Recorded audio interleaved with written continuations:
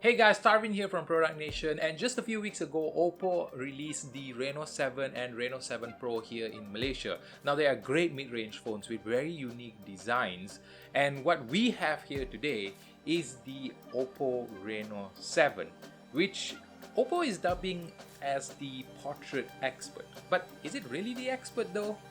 Let's go. Before we start, traditions on this channel are sacred, and that tradition is unboxing. The Reno 7 comes in this attractive box with very large fonts that tells you that this is the OPPO Reno 7. This model comes with the MediaTek Dimensity 900 5G processor coupled with 8GB of RAM and 256GB of internal storage. The first thing you'll find is the phone itself, and this is the Star Trail Blue that we have here. Aside from the phone, you'll also be getting the SIM ejector ping, the expected documentation, and OPPO was also nice enough to include a transparent phone case. You'll also get a 65 Super Walk charger and a USB Type-C cable. Alright, now that traditions are aside, let's talk about the build and the design. Now, the Reno 7 is a very compact phone, making it very easy to carry around, and what's also nice is that it only weighs below 180 grams.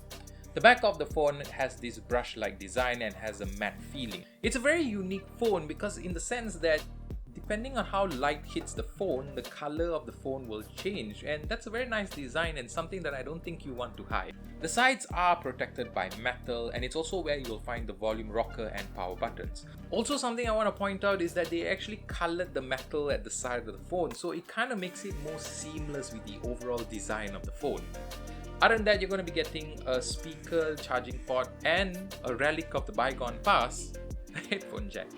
OPPO has always shown love for its Reno series, and this time is no different because what you're getting on the front is a 6.4-inch Full HD AMOLED display which supports 90Hz refresh rate. Personally, I think it's great. The colors are vibrant and it doesn't feel like it needs to overcompensate by pumping up the saturation. But what's also nice to note is that the display on the Reno 7 is a certified HD display. So if you plan to watch Netflix or even your Amazon Prime videos on this phone, it's going to be able to play in HD without any issues. But the most important question, what about gaming?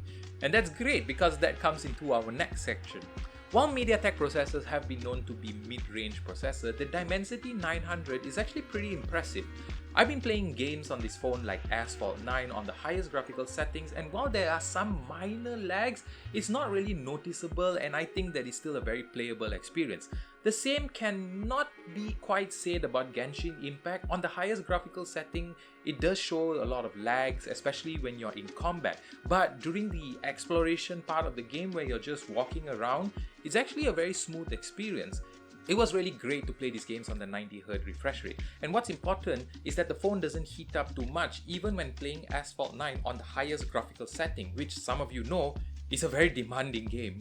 Oh, and you swipe from the left of the screen, you will bring up the game mode options, which allows you to lock literally everything or just monitor the status of the phone. But when it comes to everyday usage, again, the Dimensity 900 processor performs really well. Apps load up fast, and I've not experienced any lags or even shutters when launching up these apps. And speaking about apps, the Reno 7 has a very unique feature where it can extend the RAM of the phone up to 13GB if you need to take multitasking to the next level. But overall, during my usage, I think that 8GB of RAM did a very good job in keeping my apps running in the background. The OPPO Reno 7 is running on ColorOS 12, and it's a very simple and sleek UI, which is nice because it seems like they're taking steps towards the stock Android experience, and it's definitely an improvement over ColorOS 11. The most obvious change is the settings menu, where options and settings are organized in a much better way, making it easier to find settings that you're looking for. You can also change the vibrancy of the display in the settings page, allowing you to pick what is best suited to you. Aside from that, they also have a theming feature which changes the overall UI of the phone and even the icons. However, there are some bloatware installed in this phone, and while some of you might find them useful, for those of you who don't want these apps, you can easily just delete them. The OPPO Reno 7 comes with 3 cameras on the back. You got a 64MP f1.7 main sensor, an ultra-wide 8MP f2.2 sensor, and a 2MP f2.4 macro lens. The Reno 7 is being dubbed the portrait expert, but does that really show in the picture quality? Surprisingly, they are holding true to their words.